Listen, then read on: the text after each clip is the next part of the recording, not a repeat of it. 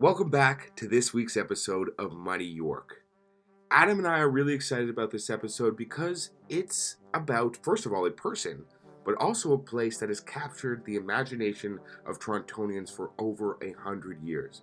It's a place that, for me, has quite a significance because, first of all, it was really cool to go there as a child.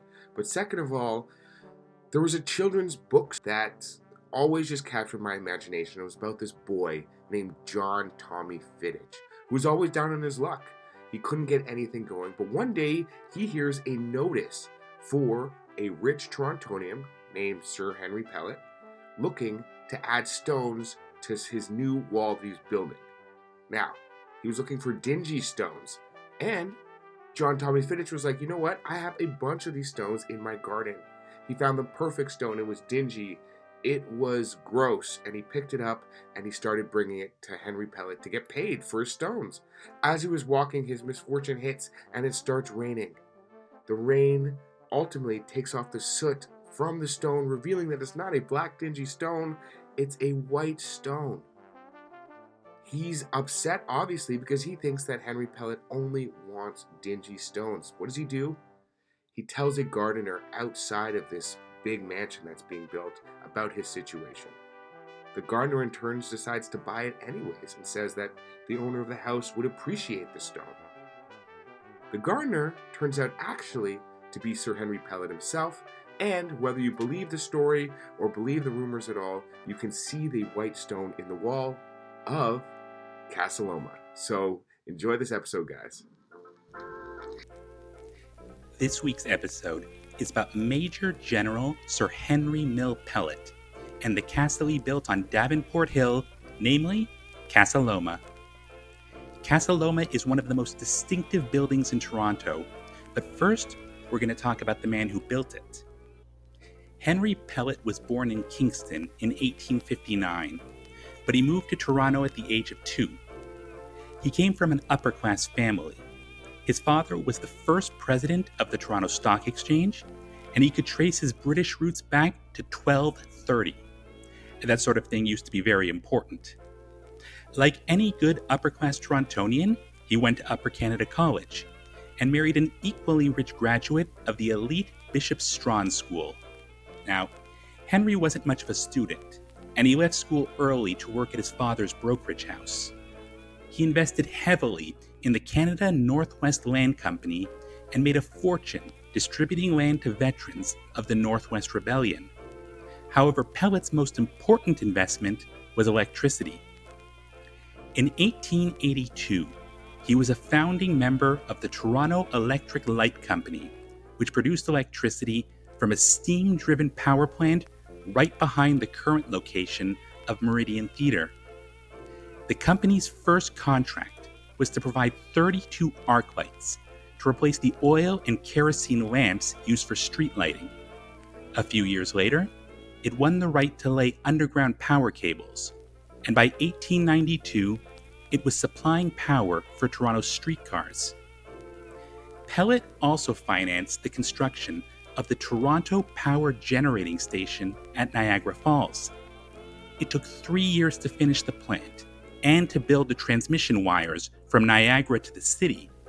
But by 1906, electricity generated by the falls was being used to power homes and businesses in Toronto. Henry Pellatt was the consummate wheeler dealer. Here's just a list of some of the companies he invested in. The Crow's Nest Pass Coal Company, the Dunlop Pneumatic Tire Company of Australasia, Dominion Telegraph, Canadian Lake and Ocean Navigation, the British Columbia Packers Association, the Grand Trunk Pacific Railway, Standard Chemical, Iron and Lumber, the Dominion Securities Corporation, Arena Gardens of Toronto, the Cobalt Lake Mining Company, and Manufacturers Life Insurance. Not all of these investments were benign, and Pellatt was very much a robber baron. He lied to investors, creditors, and the directors of his companies. He manipulated stock prices and awarded himself thousands of shares as brokerage fees or promotional stock. A royal commission investigating the life insurance industry found that he invested company funds in firms that he owned, often without authorization. He also borrowed from the company to cover personal losses. These actions were described as barely legal. Many of his companies also had a bad record when it came to safety and accidents. There would be worse to come. But in the meantime, Henry Pellatt did all the things that an upper-class Torontonian was supposed to do in his spare time. He became president of the Woodbine Cricket Club. He was the Commodore of the Royal Toronto Sailing Club and a director of the Toronto Conservatory of Music. But his main project was the Queen's Own Rifles. The Queen's Own Rifles was a militia unit. Pellatt joined when he was 17. During the 50 years that he was connected with the regiment, the only active service he ever saw was when the militia was called out to quell a protest by striking railway workers in Belleville. Despite this lack of action, or maybe because of it, Pellatt loved military pageantry and spent lavish sums of his own money on the regiment. In 1902, Pellatt was appointed to command the Canadian contingent of the coronation of Edward VII, and decided to bring an entire military band at his own expense. In 1910, he paid out of his own pocket to send Queen's Own Rifles to England to participate in military maneuvers. All of this flamboyance got him the attention that he wanted. He would eventually be promoted all the way to Major General. He was knighted. George V named him commander of the Victorian Order, and he became Knight Errant of the Imperial Society of Knights Bachelor, which apparently is a thing. Henry Pellatt loved spending money, and he loved getting attention. His next project was designed to do both. In 1903, Pellatt bought 25 lots on the escarpment just north of Davenport Road, at what was then the northern outskirts of Toronto. His original plan had been to subdivide the land for a real estate development, but he had a grander idea. He wanted a home befitting what he saw as his status in society. He wanted the biggest residence in Canada. So, in 1911, construction began on Casa Loma. Casa Loma means house on the hill in Spanish. The mansion was designed by E.J. Lennox, the man who also designed the King Edward Hotel and Old City Hall.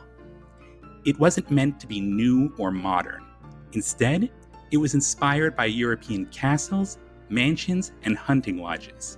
The official name for this style is Edwardian Revival, and Pellatt imported artisans from all over Europe to work on the building. Architects hated it. One critic called it a mixture of 17th century Scotch baronial and 20th century fox. High society also looked down its nose on the project. George Dennison was an old money descendant of the family compact, and he said, "Parvenus are as plentiful as blackberries, and the vulgar ostentation of the common rich is not a pleasant sight. Tut tut." Pellatt didn't care. He said that Casa Loma was intended for a spectacle.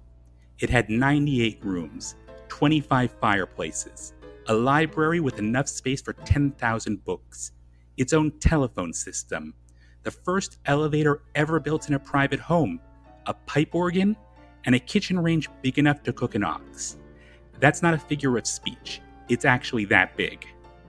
There are stables, a massive garden, and a 2-story hunting lodge with servants' quarters. It also has 2 secret passageways, which I thought was incredible when I was a kid, one leading to the 2nd floor, and another leading from Pellatt's office to his underground safe, and then to an 800-foot tunnel to the stables. Pellatt built the tunnel because the city, rudely, refused to close traffic on the public street separating the stables from the main building. Incidentally, those stables have floors made of Spanish tile that is specifically designed to provide good grip for hooves. Construction took 3 years, 299 workers, and the total cost was $3.5 million, worth roughly $75 million today. Pellatt loved hosting events at his new mansion. 3,000 guests attended one of his famous parties. He would also host the entire companies of the Queen's Own Rifles, with up to 1,000 men quartered in the basement, while the officers slept in the suites upstairs. So, what happened next? Pellatt's fortunes began to turn. The first blow came when a new provincial government endorsed a public ownership of hydroelectricity. Pellatt and his partners denounced these plans as socialism, but over the next 20 years, the Ontario government would take over all of Pellatt's electrical assets. These would become the foundations of Ontario Hydro. In the same year that Casa Loma was completed, World War I began, and Pellatt's flamboyant style and conspicuous consumption were seen as inappropriate at a time where men were fighting and dying in the trenches. He was also accused of being a wartime profiteer. Things got worse after the war ended. Pellatt seemed to have lost his business touch, and several of the companies that he was managing floundered. One business reporter wrote, "He isn't a financial genius and never was. One questions if anything in the way of an accurate estimate of him could be made." Casa Loma added to his financial problems. Beyond the cost of building it, the annual fuel bill was $15,000 a year, and a servant's payroll would reach $22,000. During this period, the city changed how property taxes were calculated, and Pellatt's bill jumped from $630 a year to $1,000 a month. Pellatt had been fighting the city over electricity management, so this move was very popular with council. Pellatt was eager to borrow money to invest in this or that scheme, and by 1923, he owed more than $4.5 million to the Home Bank. The Home Bank was run by a couple of buddies from the Queen's Own Rifles, and they happily loaned him cash. When the bank ran into trouble, they tried to call in Pellatt's loans, but he couldn't pay. They also discovered that he had been using accounting tricks to overvalue the collateral for his loans. First, a company that he owned would buy a piece of property. Then, he would buy that property from himself at a higher price. This gave it a higher value on paper, but not in reality. On Sunday in August, the Home Bank closed and took the life savings of 60,000 people with it. Pellatt had transferred ownership of Casa Loma to his wife to try to prevent its seizure, but they still couldn't afford to live there. Pellatt and his wife were forced to move out, and his wife died shortly thereafter. Casa Loma's furnishings were put up for sale. Pellatt had reportedly spent $1.5 million acquiring them, but they only brought in $250,000 at auction. One buyer, a Mr. Gorman, purchased a 1,500-pound bronze buffalo head for $50 because he thought it would make a funny gift. Mr. Gorman is my kind of guy. Someone else came away with a carved marble fountain of children supporting a dolphin. A grandfather clock went for $155. A collection of garden vases was scooped up for $16 each. And 2 brass sundials were bought by a man from Detroit for $25. The $75,000 pipe organ went for all of $40, and only after the auctioneer played a rendition of Auld Lang Syne. The auctioneer also tried to convince buyers to bid on some of the pieces by warning, and this would be the worst of all fates, that the artwork would go to Montreal if they didn't. You can find a picture of the auction that we posted online. Henry Pellatt still got attention. He had an audience with the Prince of Wales in 1924, but he was financially ruined. He still had significant assets, but they were all controlled by a trustee managing the liquidation of the Home Bank. He tried to make money with speculation schemes and assorted corporate maneuverings. Whatever money he got his hands on was spent or mismanaged. He was forced to move into smaller and smaller apartments, and he finally wound up living in a room at his former chauffeur's home in Mimico. When he died in 1939, he received a full military funeral at St. James Cathedral. As for Casa Loma, for the first 10 years after he moved out, it was still in his wife's name, and Pellatt had different ideas of what to do with it. In 1927, he tried to convert it into a luxury hotel. You could stay there for $6 a night, which was a lot of money in those days, but the hotel quickly ran into financial trouble. New managers tried converting part of the building into a nightclub, but it didn't work. Guests would be given 1 day to move out when the doors finally closed in 1928. However, the nightclub left one lasting legacy. The house band started calling themselves the Casa Loma Orchestra. After the hotel closed, the band moved to New York and became one of the first successful swing groups. The band's first hit was called the Casa Loma Stomp, and we're going to play a little bit for you right now.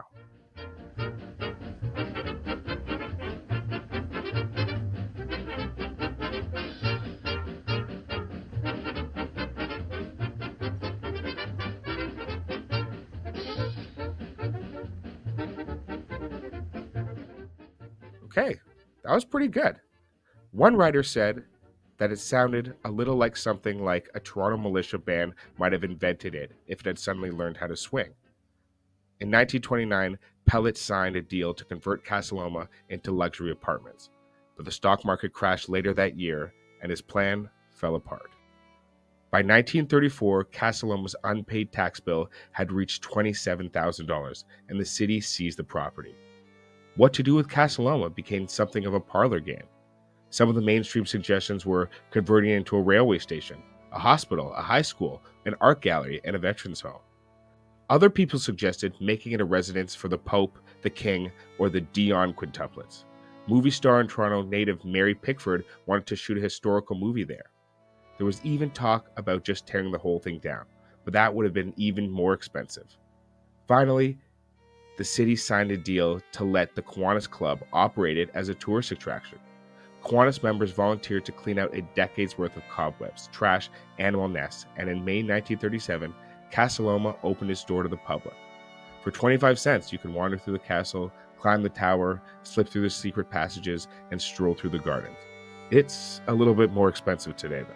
Just recently, we learned that during World War II, the stables at Casa Loma were used to conceal a secret lab developing an early form of sonar to detect German U-boats. The lab was originally based in London, but it had been bombed during the Blitz, and one of the top people figured that German intelligence would never think to look for a top-secret lab at a popular tourist attraction. Tourists wandered past signs saying that the stables were under construction, and never knew that military research was taking place less than 100 feet away. Kiwanis continued to run Casa Loma until 2011. Over time, there had been complaints that Kiwanis was allowing the building to become run down. For their part, Kiwanis said that it didn't have the money to pay for all the necessary renovations. The city finally revoked their lease because the club was using revenue to cover operational shortfalls instead of paying for building improvements. In 2014, the city signed a long-term lease with Liberty Entertainment Group, which agreed to spend $7.4 million to upgrade the building. So, what is Casa Loma used for today? Tours are available on most days. You can also book rooms for different events. Hundreds of weddings and corporate events are held there every year. It's a popular film location. X-Men, Chicago, and Scott Pilgrim vs. the World are some of the movies that were shot there. It also hosts assorted concerts and plays throughout the year. More recently, parts of the building have been converted into escape rooms. And that's our episode. Thank you so much for tuning in, guys. We love having you. As always, we try to do our best research, but if we miss something, please let us know. We're just trying to make this podcast as good as possible. You can find us on Twitter as Toronto_history or email us at muddy_york@outlook.com. Thanks again for tuning in. Make sure to share this with your friends. Give us a review. Give us those stars that we're looking for. Thank you so much, guys. Have a great day.